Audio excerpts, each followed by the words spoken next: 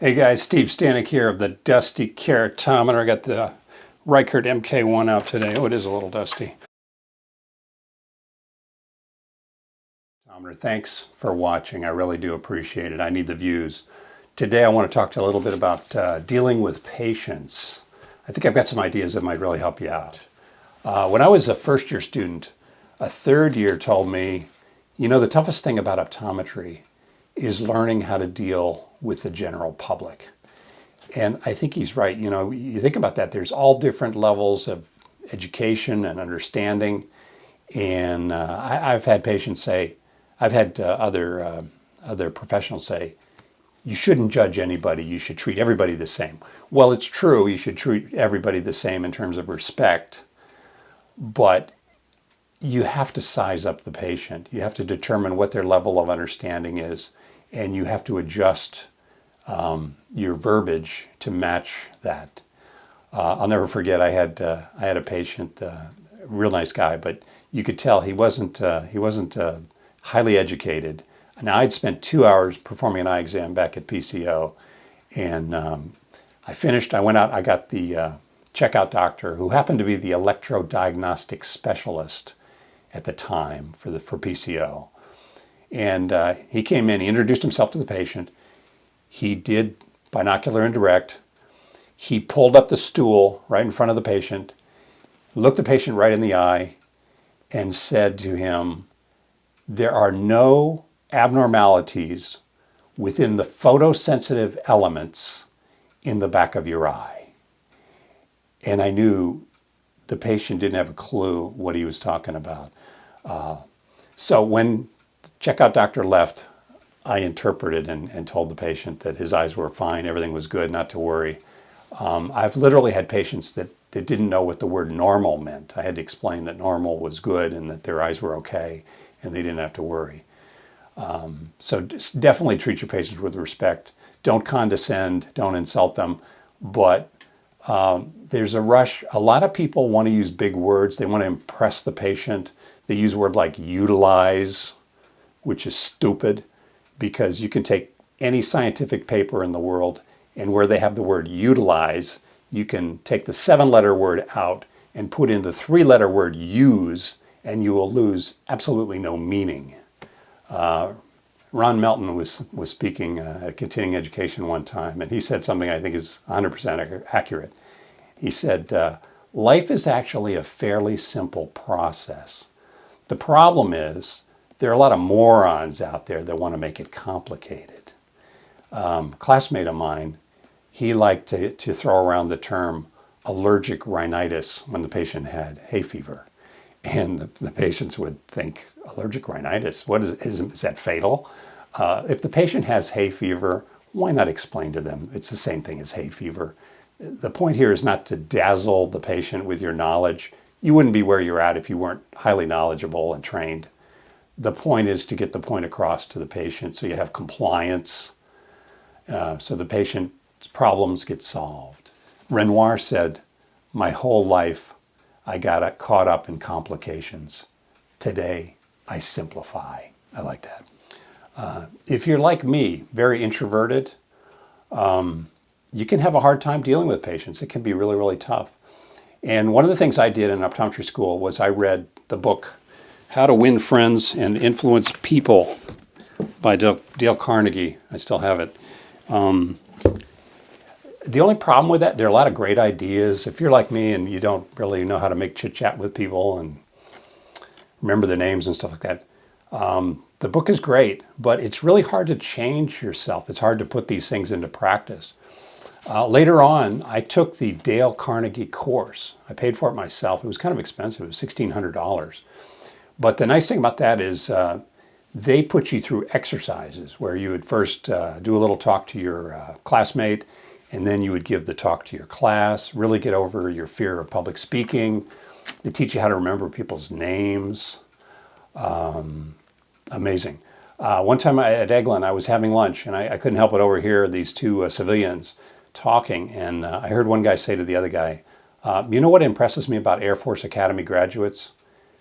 To the man, they remember your first name.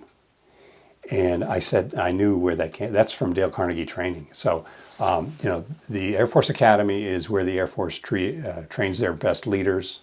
The generals all come out of the Air Force Academy. Later in their career, they become generals. But it just goes to show the Air Force realizes how important that is, and they teach that skill to their best leaders. So I think that's interesting. Another thing about Dale Carnegie is they teach you how to talk, and you get over your fear of public speaking. I've given talks to 300 people. I have no fear of that. But as long as I'm prepared, if I'm not prepared, it's terrible. And I've had on short notice to give briefings and brief a general and stuff like that. If I don't know the material, that's scary. But if you prepare adequately, it's not a problem. When I got my master's degree, I had to give a little presentation. And literally what I did, I practiced at my house. My wife was in Maryland, I was in Texas. We were assigned separately. And my audience was my dog. I have the most knowledgeable dog about health systems management. I must have given the talk 10 times. I knew how long it was going to take. I knew what I had to say. And it was not a problem. It was very easy. In Dale Carnegie, they teach you never, ever, ever read a speech. A couple of years ago, I was on the Holland America ship. They had two speakers. It was a transatlantic cruise, so they had two speakers. One guy talked about architecture, and the other guy talked about ships and sailing, the history of sailing and all that. And the guy that talked about ships was very, very dynamic, spoke from the cuff. The guy that talked about architecture read his entire speech, and it was extremely boring. And as the cruise wore on, fewer and fewer people attended his briefings, his lectures, and more people attended the guy who talked about ships. So it's interesting. When I was at Fort Belvoir, I was a second lieutenant. It was in between my first and second year of optometry school. There were about 20 of us there. There were 3 optometrists, 1 psychologist, the rest were physicians. And one of the things they had us do, which was very interesting, they had us write a prescription for ourselves for placebo. And they said, okay, now take this prescription to the pharmacy window. And they said, don't use the active duty line, use the regular line, stand in line with everybody, get your medication, and you're going to have to take this 4 times a day for 10 days. And so we all wrote our prescriptions. And I was with a fellow optometry student, and we went to the window, and they didn't have it. So Dorland was yelling at the pharmacy tech, how are we supposed to get better when you don't have our medication that we need? She was playing this to the max. But it was a real pain. It taught some valuable lessons about compliance. You had to carry this bottle with you. The ladies had it in their purse. It got in the way. And now it was kind of silly because we weren't really sick.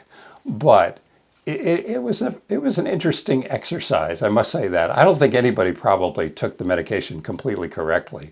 So it teaches some lessons about compliance.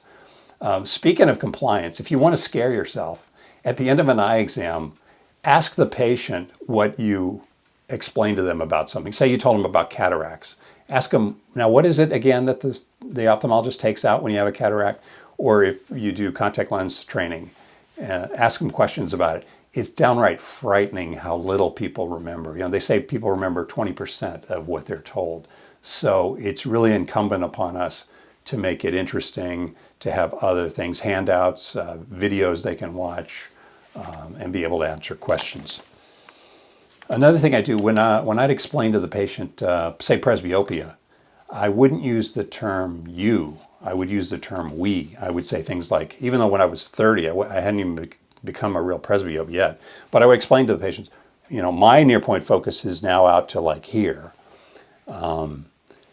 If you say you, it sounds like you're above them and you're accusing them of problems. Another thing I would do, I would say at the end of the exam, I wouldn't say, do you have any questions? That kind of puts the onus on the patient. A lot of time they'll kind of freak out and say no. I prefer to say, is there anything I have not explained? That kind of put the onus back on me. Is there anything I haven't fully explained to you? And I think patients appreciate that. I know a guy he was assigned to Reese Air Force Base near Lubbock, Texas. And one of the local civilian ODs had a commercial on television where he was doing the manifest on a patient, which is better one or two. And then he turned toward the camera and said, if you give the wrong response during this process, you could end up with a bad prescription. That's why I purchased a new autorefractor. And poor John, his patients would come in because they saw the commercial and ask John, well, where's your autorefractor? They didn't have one at Reese. And John would explain to the patient, well, my retinoscope does the same thing. And a lot of the patients would say, there's no way your $100 retinoscope does the same thing as that several $1,000 instrument. But John was right. And in fact, at the time, retinoscope was probably way more accurate than an autorefractor in the early 90s. And besides, the premise of the commercial is not correct anyway, because the autorefractor is just the beginning. That doesn't help with the manifest portion. That's just your starting point, just like retinoscopy. So, but I think it pays to tell the patients when you're running them through the instrumentation what each item does for them. If you have an autorefractor, let's say, you can explain the infrared light, how this is determining the starting point. If you just tell them to put their chin here and their forehead here and do it, or your tech does and doesn't explain that to them, they're not going to be impressed. But it's an opportunity to perhaps build some practice loyalty. Anyway, I hope these ideas help. I really do appreciate you watching my videos, and I'll talk to you next time. Take care.